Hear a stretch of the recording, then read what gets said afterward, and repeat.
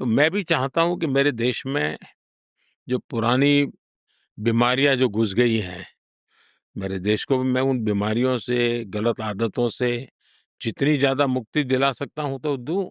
अब जैसे मेरे यहाँ मैंने देखा 2014 में आने के बाद, हमारी कोई इतनी कोई ग्लोबल लेवल पे चर्चा नहीं है, जितनी राष्ट्रपति ट्रम्प और डोज की चर्चा है। लेकिन मैं उदाहरण दूँ तो आपको ध्यान में आएगा कैसे काम हुआ है।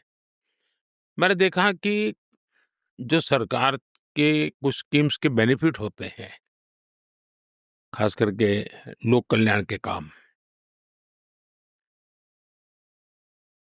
कुछ ऐसे लोग उसका बेनिफिट लेते थे, जिनका कभी जन्म ही नहीं हुआ था। लेकिन गोष्ठ नाम, शादी हो जाती है, विधवा हो जाते हैं, पेंशन मिलना शुरू हो जाता है, हैंडीकैप हो जाते हैं, पेंशन मिलना। और मैंने फिर उसको स्क्रूटिनी शुरू किया। आप जानकर के हैरान होंगे। 100 मिलियन लोग, 10 करोड़ लोग, 10 करोड़ ऐसे नाम, फेक नाम, डुप्लीकेट नाम, उनको मैंने व्यवस्था से बाहर निकाला। और उसके कारण जो पैसों की बचत हुई, फिर मैंने डायरेक्ट बेनिफिट ट्रांसफर शुरू किया। जो पैसा दिल्ली से निकलेगा, उतना ही पैसा उसके जेब में जाना चाहिए। इसके कारण मेरे देश का करीब 3 लाख करोड़ रुपए से के भी अधिक जो गलत हाथों में जाता तो बचत हुआ है।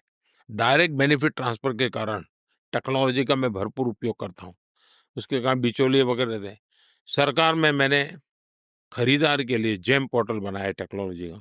तो सरकार को खरीदी में भी बहुत पैसा बच रहा है, समय बच रहा है, कॉम्पिटिशन अच्छा मिल रहा है, अच्छी चीज़ें मिल रही है।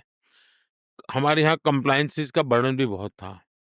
मैंने 40,000 कंप्लायंसेस खत्म किए।